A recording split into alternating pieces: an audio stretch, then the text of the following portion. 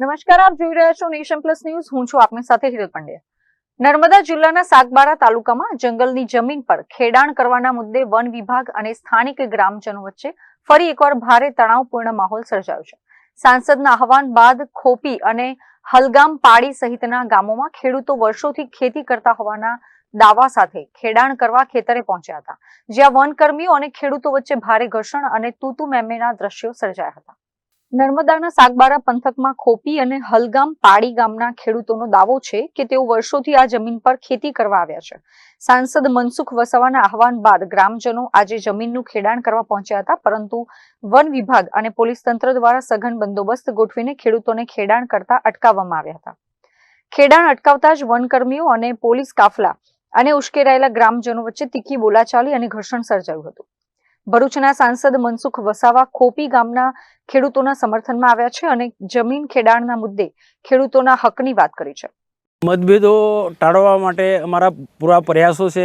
આપની વાત બિલકુલ સાચી છે, પણ જ્યારે અમારો હક છીનવાઈ જતો હોય સાગબારા તાલુકાના ખેડૂતોનો, અમારો જો હક છીનવાઈ જતો હોય તો અમે તો પછી એક વાત મૂકવાના જ છે ને કે અમને જો છોડાવતા હોય તો સુરત જિલ્લાના ખેડૂતો ઉમરપાડા તાલુકાના એ પણ ગેરકાયદેસર ખેડે છે.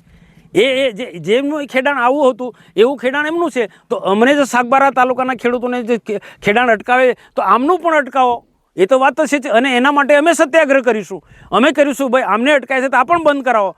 તો મારી અપીલ છે કે આ વિવાદ થાય ને આદિવાસીઓ અંદર ના લડે, એના માટે એક જ ઉકેલ છે કે સાગબારાના ખેડૂતોને પણ ખેડવા દે, જંગલ ખાતું પણ ખેડવા દે, અને સાગબારાના ખેડૂતો જે જંગલની જમીન ખેડે છે એ રીતના ઉમરપાડા તાલુકાના ખેડૂતો હો અને વન વિભાગ પણ એમને સહકાર આપે, જેથી આ ઝઘડો ના થાય, વિવાદ ના થાય.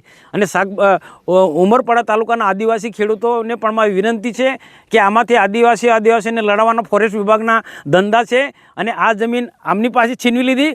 ભવિષ્યમાં 1-2 વર્ષ પછી આ ઉમરપાડાના ખેડૂતો પાસે પણ આ જંગલની જમીન છીનવી લેશે. એટલે તમે એ બધાની અપીલ છે કે આમાં બધામાં તમે નહીં પડો.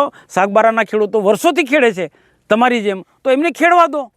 જે પણ કોઈ ઘટના ઘટી છે એ બધું સમાજની રીતના બેસીને ઉકેલા ન્યાય પ્રક્રિયા છે.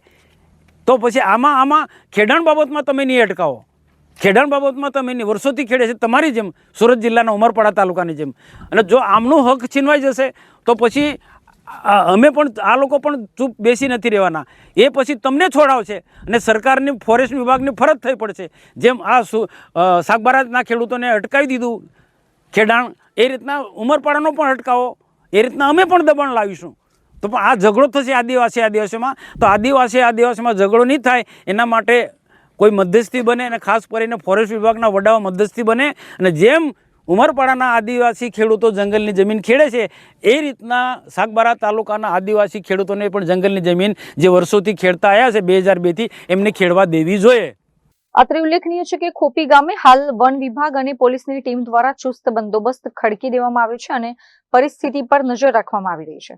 જંગલ જમીનના ખેડાણ અંગે વન વિભાગ અને ખેડૂતો વચ્ચેના આ વિવાદ આગામી સમયમાં શું નવો વળાંક લે છે તેના પર સૌની નજર રહેશે. Deepak Jagtap, Nation Plus News, Narmada.